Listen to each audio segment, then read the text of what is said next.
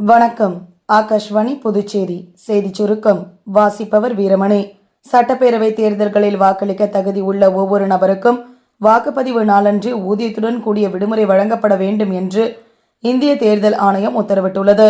புதுச்சேரியில் சட்டமன்ற தேர்தலுக்கான வாக்குப்பதிவு வரும் 9ஆம் தேதி நடைபெற உள்ளது.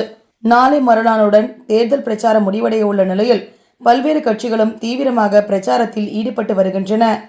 தமிழ்நாடு சட்டமன்ற எதிர்க்கட்சி தலைவரும் அஇஅதிமுக பொதுச் செயலாளருமான திரு எடப்பாடி பழனிசாமி இன்று புதுச்சேரி, கடலூர், நெய்வேலி ஆகிய பகுதிகளில் பரப்புரை மேற்கொள்ள உள்ளார்.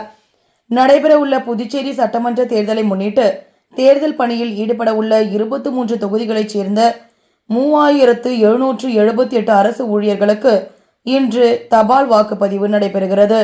19 இடங்களில் அவர்கள் வாக்களிக்க தேர்தல் துறை சார்பில் ஏற்பாடு செய்யப்பட்டுள்ளது. தமிழ்நாடு சட்டமன்ற தேர்தலுக்கான வேட்புமனு தாக்கல் நாளையுடன் நிறைவடைகிறது. மனுக்கள் மீதான பரிசீலனை 7ஆம் தேதி அன்று நடைபெறும். வேட்பு மனுக்களை திரும்ப பெறுவதற்கான கடைசி நாள் 9ஆம் தேதியாகும். இம்மாதம் 23ஆம் தேதி ஒரே கட்டமாக தேர்தல் நடைபெறுகிறது. தமிழ்நாடு மற்றும் புதுச்சேரி ஆகிய பகுதிகளில் வரும் 10ஆம் தேதி வரை இடியுடன் கூடிய மிதமான மழைக்கு வாய்ப்புள்ளதாக சென்னை வானிலை ஆய்வு மையம் தெரிவித்துள்ளது. இத்துடன் இந்த செய்திச் சுருக்கம் நிறைவு பெறுகிறது.